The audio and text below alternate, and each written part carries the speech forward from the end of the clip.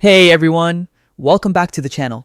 In today's video, I'm going to show you exactly how to edit a template in Canva, the 2025 way. Whether you're creating social media posts, presentations, or business cards, this quick guide will help you customize any Canva template like a pro. Let's jump right in. First, open canva.com on your browser. If you don't already have an account, go ahead and create one. It's free and allows you to save all your designs and access tons of templates. Once you're on the Canva homepage, you'll see a search bar right at the top. Type template or the specific design you're looking for, like Instagram post, flyer, or resume.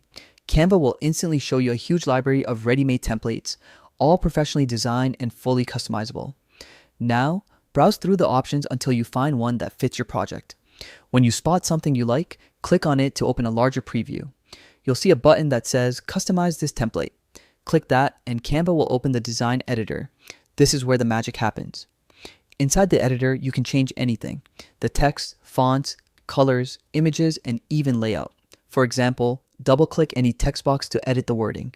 Want to change the font? Just use the font menu at the top. You can also tweak colors to match your brand, or add new elements like shapes, icons, or photos from Canva's massive library. Take your time to experiment and make the design feel completely your own. Canva also has a preview option, so you can see what your finished design will look like before downloading or sharing it. Once you're happy with everything, make sure to save your work. Canva usually autosaves, but it's always smart to click File. Save just to be safe. Then, download your design in your preferred format: PNG, JPG, or PDF, and you're done. And that's it.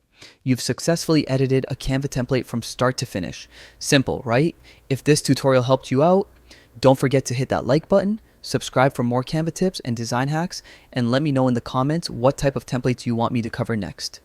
Thanks for watching, and I'll see you in the next video.